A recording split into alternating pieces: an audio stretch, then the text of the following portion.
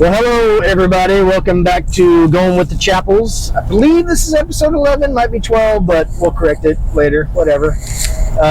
We are driving home. This is a later in the evening episode. We worked late. Well, I worked pretty late, and we're just now getting on 290, and we're heading home. We're back to Navasota.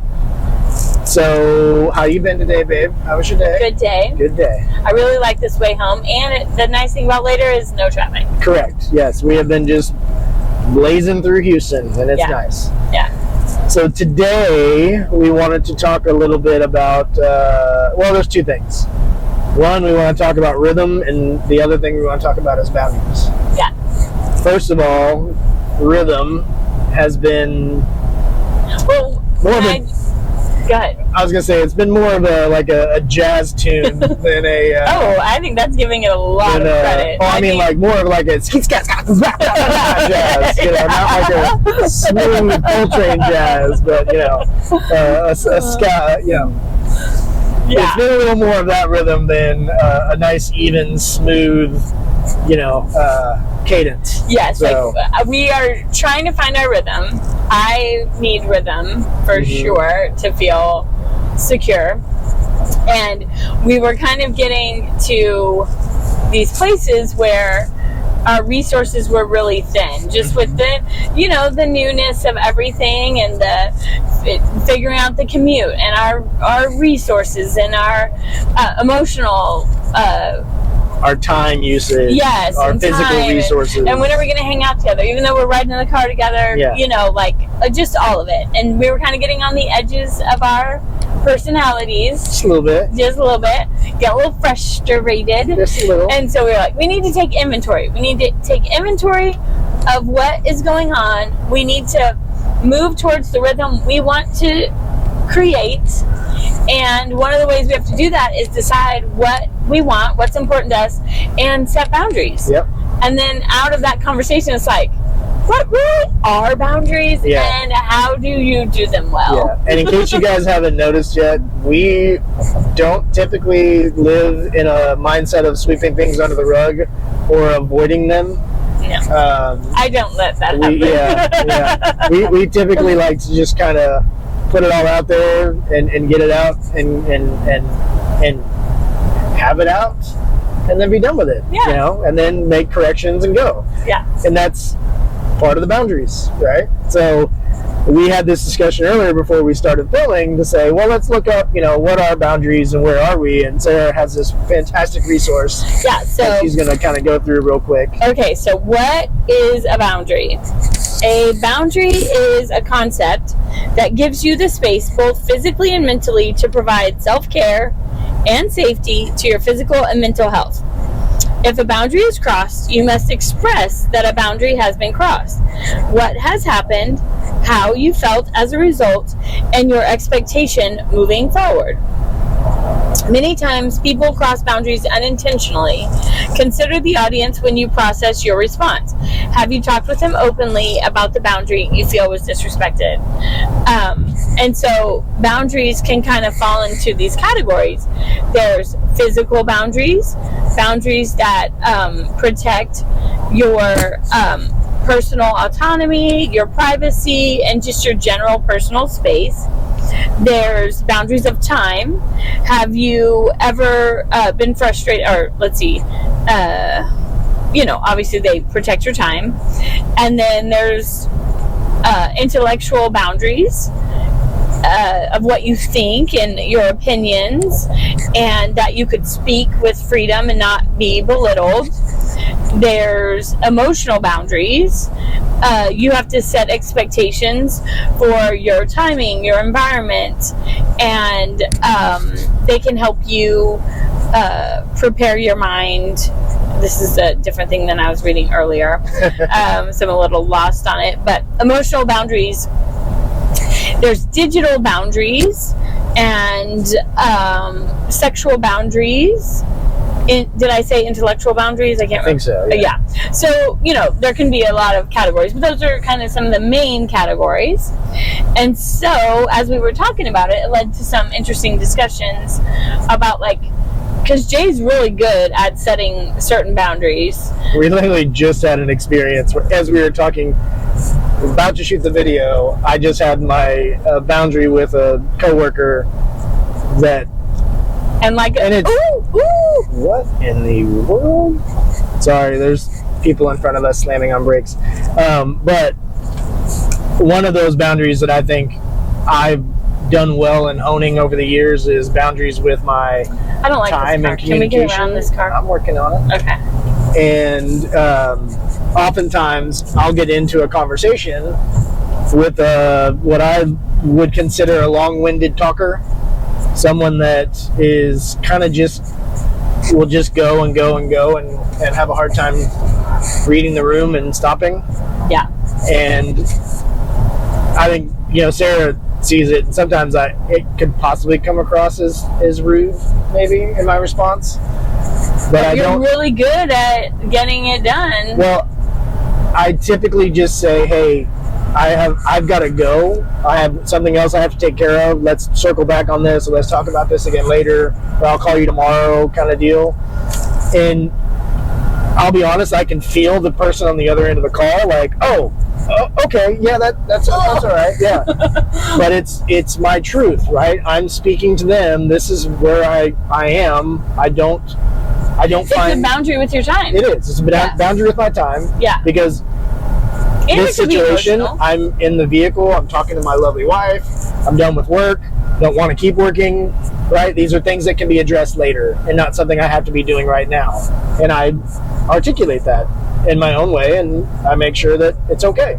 And tomorrow I will call that person and talk to them again. No big deal. Right. But those are things that I do it in a lot of ways. I do it subconsciously to people because it's just important for me to say, well, hold on, I don't feel like this is constructive anymore, so let's do something else. Right? You're very good at it. You're very good at it. I'm the opposite. I'm terrible at it. Well, oftentimes I have to do it for her. Like, there are situations That's where also a different kind of boundary and position. But, yeah. But I will let conversations go on and on because, well, one, I enjoy talking, and then two, and I'm terrible with time management, so I don't have good time boundaries. And then I think that's why I try to step in when I that's do true. it. And you really care about being on time. And for me, all it's that, like time boundaries if we do this, we're going to go way over. Yeah. But what happens is I either don't want to end the conversation because I don't want to hurt their feelings by saying, hey, I need to end this conversation. But then what happens is that I feel like resentful later that, dang it, now I didn't get to do what I wanted to do, or I had set aside this time to get this done and I spent it, entertaining this conversation. Yeah, exactly. So I'm the opposite. I'm terrible at it, and then later I feel resentful. So basically I compromise what I intended to do.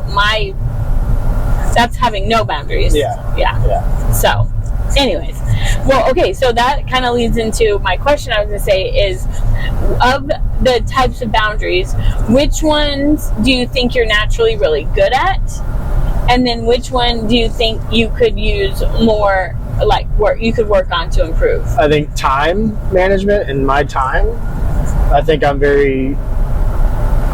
good at that 100%. that boundary piece. Yeah, I agree. Because I know for me that is just a phase of my personality that it's important for me to be on time, A, but also B, manage the things that we want to do or get done and go through that piece as fluid as I possibly can. Yeah. I don't like disruptions. I can manage disruptions very well. I can manage, issues and things very well, but it doesn't mean that I like having them happen. Right. And I think something I need to work on is going to be emotional boundaries. And I think I tend to, we were reading through some of this stuff earlier, and I think you nailed it. Let me see, you want me to read it? I believe it said something along the lines of taking on the emotional state of the one that I'm trying to care for. Okay, yeah. If you start to take on the emotional identity of someone else, an emotional boundary is needed. Yeah. So I think that's where I come into play, is that sometimes I overdo my brain is telling me is the help factor, right? The support valve. Like I kind of turn the valve off and I just go overboard without really.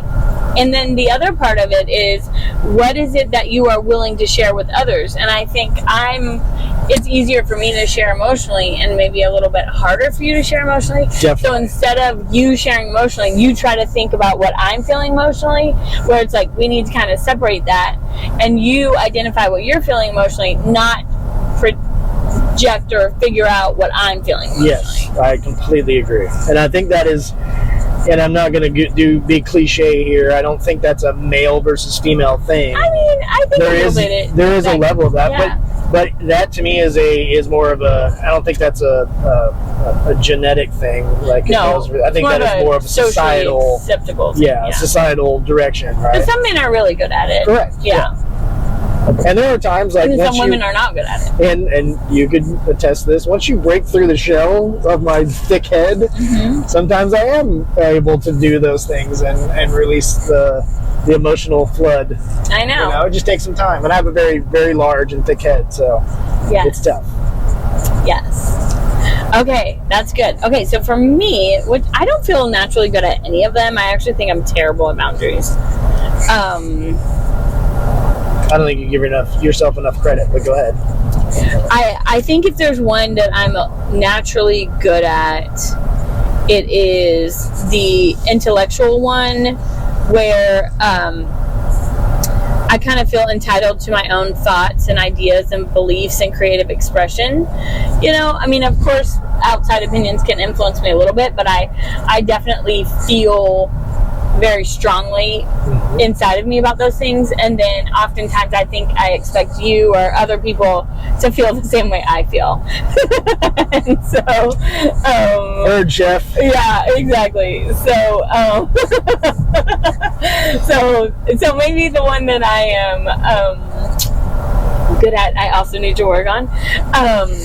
And then the one that I personally want to work on more is time, because along those same lines, because you're so good at managing time, I feel like you manage my time, and I get frustrated with that. Well, and that's the hard thing right now, and that's part of what we were talking about from a rhythm perspective, is that we are commuting together on probably 3 to 4 times a week.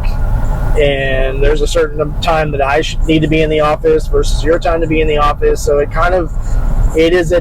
a balance that we are trying to strike right now with each other about where we can be flexible and, where we can make that work. So that we can come up with something that feels good for both of us. Correct. Yeah. And that we're not depleting ourselves, because if we run out of gas, then we're not going to be, we don't want to burn ourselves out. We know this is a season in our life right now that we chose to do and we are excited to do, and we're going to work hard through this season. Right. And so we're going to do it. As we have to give in these certain places, where can we restore our energy and and refill our tanks in other places? Yeah. And I think one of the big things that we both agreed upon this morning was we need to be home. Yes. We have had a lot of disruptions over the last few months. We've done a lot of traveling for reason and for pleasure. There's been all kinds of reasons for it, but we need to spend some weekends in our home, just there, to work on the things we want to work on, decompress, get our schedule and our mind right. Yeah. One thing about boundaries that I think that I've been learning, and I think it's important, is that, so I think if someone like me who's not very good at setting boundaries, because I don't want to hurt other people's feelings, I will absorb certain things even though I may be uncomfortable or not happy with it, and to go along to get along kind of thing, until I'm weary. Yeah. And then I just lose it. I'm like, I can't do this anymore, You do? Yeah. And but it's about not wanting to hurt people's feelings. Yeah. But so the flip side is when someone has good boundaries, to me it can sometimes hurt my feelings. Yep. I can take it personal.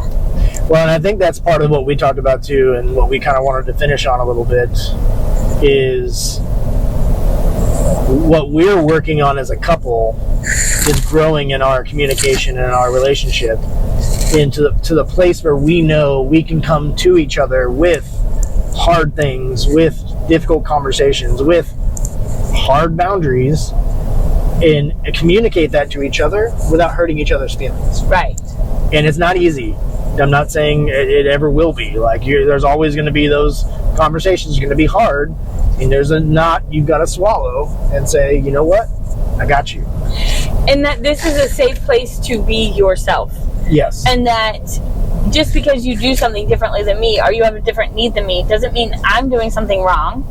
Doesn't mean that I necessarily even have to change myself. Yep. Like, we just have to have space for each of us to be honest and to get what we need. And then part of our growth is to learn about each other more, you know, and to just be a safe place. And then, but that requires identifying your own needs, asking for help when you need help, identifying what you need, and then being willing to be grow and mature in ways that if you can help someone grow, that you would, you know, as you take care of yourself, you're going to have more resources to take care of each other. Yep. And the key theme that we have kind of set for ourselves for this year, starting when we sold the house and going through, is level up. Mm-hmm. And this is all part of leveling up. That's a good reminder. And a lot of what we are going to talk about on a lot of these videos is going to be revolving around leveling up, because that is a key part of who we want to be and where we want to go in our life together, in our kids' lives, in our families, in our animals, in our home, and everything. In our businesses, it's level up. Yes. And you should always want to be leveling up, because if you're not leveling up, you're just repeating the same level on Super Mario Brothers over and over again. What's the point? Yeah, you know? Exactly. You know, it gets boring. You love your video games. You definitely level up. Yeah, exactly. Well, yeah. And then about the taking it personal, like to not get offended when someone sets a boundary, or to be brave enough to have a boundary, which, by the way, that sunset is so pretty. Wish you guys could see it, but that's dangerous. Or to not take it personally, or to have the courage to ask and set a boundaries because you know that the other person won't take it personally. Yep. I love the second agreement from the book, The Four Agreements. Fabulous, if you haven't read it. And the second agreement is don't take anything personally. And basically what he says is that if someone teases you, bullies you, or says something negative about you, remember, it has more to do with them than about you. And we often get in our heads all the time, because everyone in your life has their own mind, their own personal dreams, their own preferences, and you have your own mind, and it's different than theirs. And yet we take things personally when we don't understand each other's worlds. Yep. And that is, unfortunately, or try to force someone into, yourself in someone's that world. is a huge issue across the world right now, everywhere. Agreed. Right? There's so much division about who's red, who's blue, who's, who likes this team versus that team, who's whatever. There's so much division. There's space for people to be individuals because it's not personal. It's about their own experience. Yep.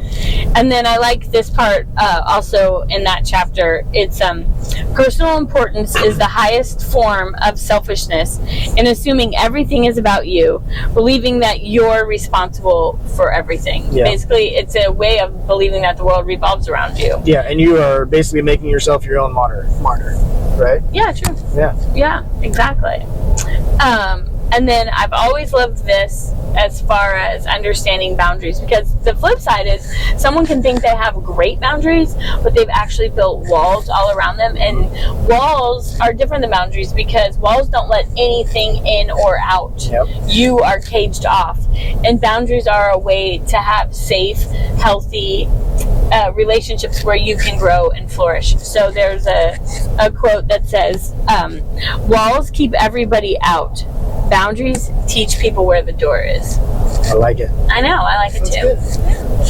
Well, thanks for joining us today, guys. The ambiance of this car got darker and darker as the video went on. So, well, we love you guys, and we will see you guys next time. If you like what you saw, hit the like and subscribe button. We're trying to get to 50 so we can go live. She thinks I'm crazy, but we're gonna do it. We're gonna literally show up live one morning and be like, hey, "Hey, even we're if here." all of our cousins subscribed, we'd have 50. I know. Come on, guys. I know you've seen these videos. All right. We'll see you guys later. Okay.